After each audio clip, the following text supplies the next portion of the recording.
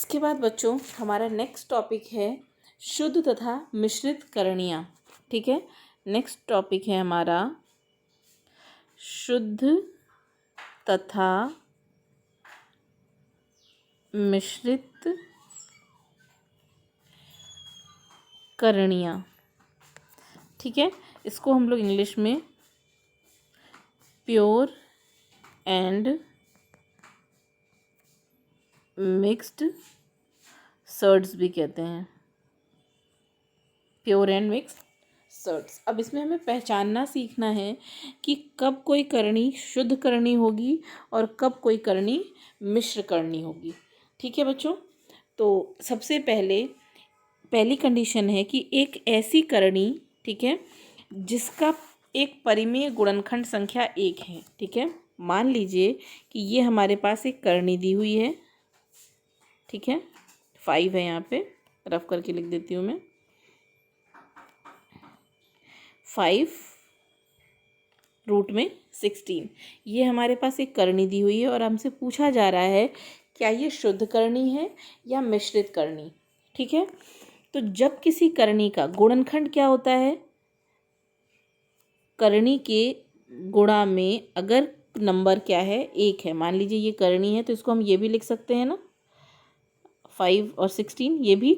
जब किसी करणी के गुणा में उसका एक गुणनखंड क्या होगा, 1 होगा। ठीक है, क्या होगा, 1 होगा और दूसरा गुणनखंड एक अपरिमेय संख्या होगी।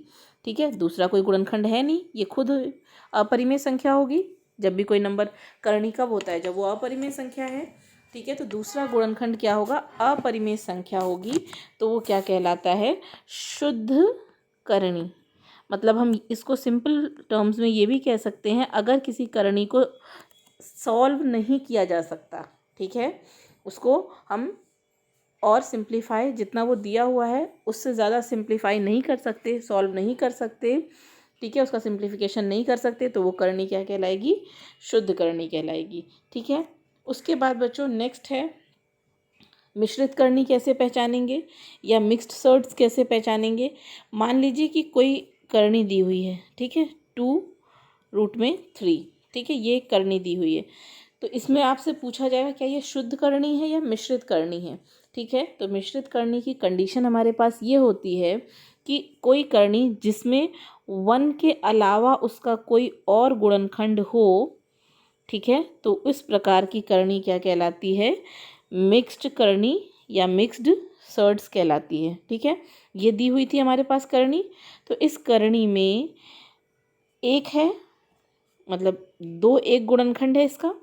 ठीक है, गुणनखंड मतलब इसके गुणा में, ठीक है, 2 इसके गुणनखंड में है, उसके अलावा एक को हम अपने आप से लिख सकते हैं। ठीक है, एक से हम किसी में भी नंबर में मल्टीप्लाई करें तो उस नंबर में कोई फ़र्क नहीं पड़ता।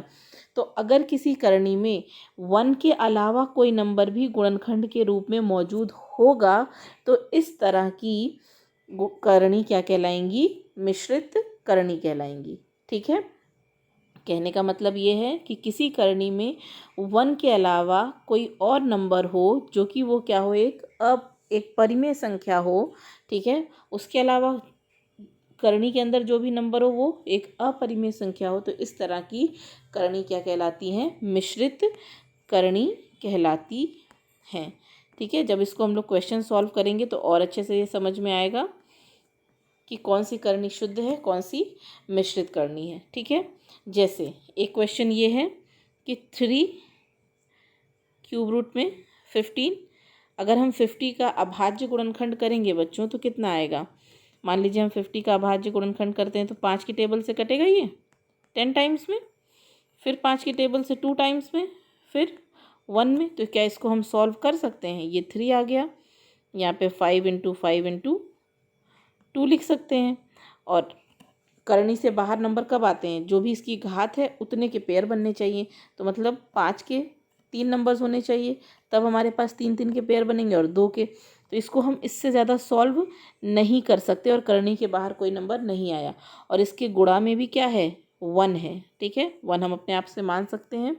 तो इस तरह की करणी क्या कहलाएगी, शुद्ध करणी कहलाएगी। ठीक है, एक मिश्रित करणी का एग्जाम्पल ले लेते हैं हम लोग।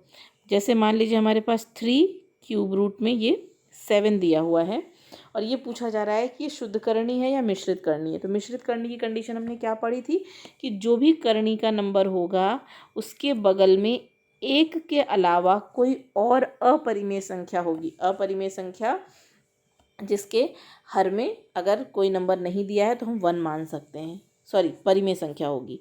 ठीक है, गलत बोल दिया मैंने कि जो भी एक करणी है, ठीक है, उस करणी के बगल में जो भी नंबर हो वो एक परिमेय संख्या हो। परिमेय संख्या जिसके नीचे हम 1 मान के चलते हैं। ठीक है, परिमेय संख्या हो तो उस तरह की करणी क्या कहलाती है? मिश्रित करणी कहलाती है। ठीक है, तो इसमें हम ये लिख सकते हैं 1 × 3 क्यूब रूट में 7, तो 1 के अलावा इसका एक और गुणनखंड है, तो इस तरह की करणी क्या कहलाती है? मिश्रित करणी। ठीक है, मिश्रित करणी कहलाती है। और ये नंबर क्या होगा? एक अपरिमेय संख्या होगी। क्यों होगी? क्योंकि इसको और से ज़्यादा सॉल्व नहीं किया जा सकता है। ठीक है, मैंने आपको बताया था कि अपरिमेय संख्याएं क्या होती हैं।